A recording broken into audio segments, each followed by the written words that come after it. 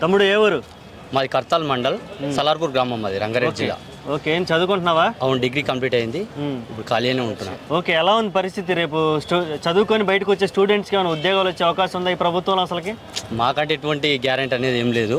అది గత ప్రభుత్వం, తెలంగాణ ప్రభుత్వం ఉన్నప్పుడే ఉన్న జాబులను తీసుకొచ్చే తెలంగాణ ప్రభుత్వం వేసిన నోటిఫికేషన్ మాత్రమే రేవంత్ రెడ్డి సర్కార్ మనకు ప్రజలకు అందించింది, విద్యార్థులకు.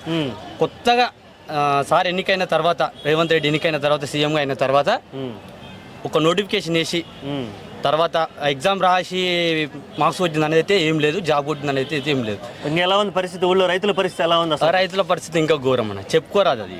ఇంకా అది 2 లక్షలు అంత భారం చెప్తున్నావు, ఇంత బ్రహ్మాండంగా చేస్తున్నావు అని చెప్పుకున్నారు కదా వాళ్ళందరూ. వాళ్ళు బ్రహ్మాండంగానే చేస్తారు. ఇప్పుడు ఎవరి ప్రభుత్వం వాళ్ళు అది చెప్పుకుంటారు, కానీ జనాలకు తెలియాలిగా ఏ ప్రభుత్వం ఎటువంటిది ఏం చేస్తుంది అనేది. గత ప్రభుత్వం, తెలంగాణ ప్రభుత్వం ఉన్నప్పుడు, కేసీఆర్ సార్ ఉన్నప్పుడు 5,000 రూపాయలు గత రైతు బంధు రూపంలో ప్రతి ఎకరానికి ఇచ్చాడు. ఇప్పుడు 7 ఎకరాలని, 2 ఎకరాలని, 4 ఎకరాలని, బీడు పొలాలని అది నోటిఫికేషన్ వస్తలేదు, ఆ రైతు బంధు పడతలేదు. ఇప్పటికి 5 నెలల సంది అలాగే గడుపుకుంటూ మళ్ళీ సంవత్సరం అయిపోయింది. ఇప్పుడు మళ్ళీ ఇంకో కొత్త సంవత్సరం 2025లో గుట్లంగా వచ్చేసాం. ఇంకా మా కౌలు రైతులకు కూడా ఇస్తా అని చెప్పి, కౌలు రైతులకు కూడా ఇస్తా అన్నాడు. మాకున్న రైతులకే లేదు సార్ అంటే ఇంకా కౌలు రైతులు ఎవరికి చెప్పాడు ఎన్ని అసలు చెప్తూనే ఉంటాడు అలా. ఇప్పుడు ప్రజాపాలన అనేది దూసుకుపోవాలి కదా సార్, ఇప్పుడు కొన్ని రోజులు దూసుకుపోవాలి. ఇప్పుడు సంవత్సరం అవుతుంది మనకు కోడివాడి, ఇంతవరకు బై ఎలక్షన్ లేవు, సర్పంచ్ ఎలక్షన్ లేవు, ఎంపీ ఎలక్షన్ లేవు, జడ్పీ ఎలక్షన్ లేవు. దాదాపు 1 year దాటిపోతుంది. ఎందుకు? ఇప్పుడు సర్పంచులు కానీ ఎంపీటీసీలు కానీ గెలిస్తే ఖచ్చితంగా గ్రామ పంచాయతీకి అనేది ఫండ్ రావాలి. మనకు ఫండ్ వేస్తే ఇప్పుడు ఆమ్దాన్ అనేది ఇక్కడ మనకు కూడబెట్టాలి ఫస్ట్. ఆడ పోయి గ్రామ పంచాయతీలు వేస్తే మనకేం లాభం? అలాగే జనాలను చెప్పుకుంటూ పోతుంటే గడుచుకుంటూ పోతూనే ఉంటారు, గడుచుకుంటూ పోతున్నాయి అన్నట్టు వాళ్ళ పరిశ్రమలో వాళ్ళు ఉన్నారు అంతే. ఇక మాకంటే ఎటువంటి న్యాయం అయితే జరగలేదు. నేను స్టూడెంట్గా ఉన్న పర్సన్ అయినా నేను టీఆర్ఎస్ ప్రభుత్వం నుంచే పోరాడినా, టీఆర్ఎస్ ప్రభుత్వం ఉన్నప్పుడే అట్లాగే ఉన్నాం.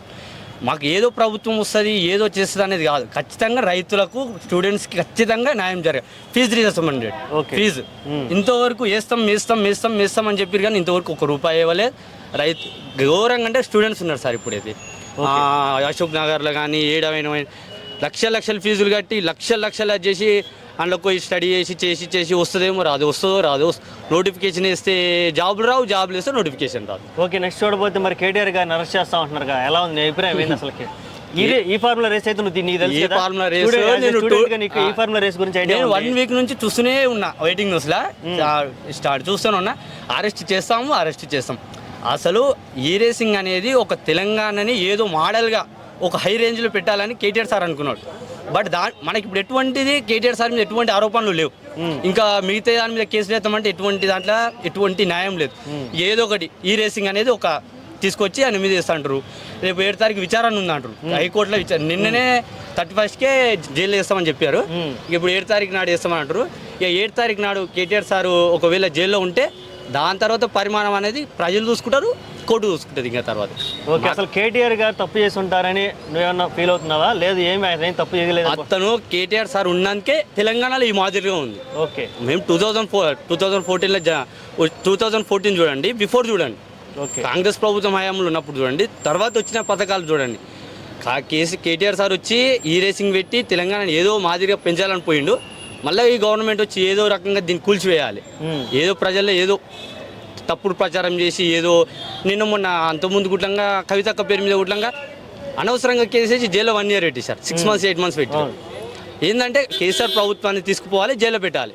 అది వాళ్ళు నమ్ముకున్నది ఒక్కటే, ఇంకా ప్రజలకు ఏమో చేయాలి, ప్రజలు వీళ్ళు వాళ్ళ మీద వీళ్ళ మీద.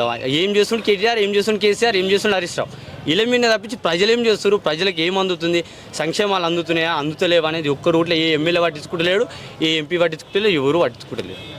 Okay, thank you.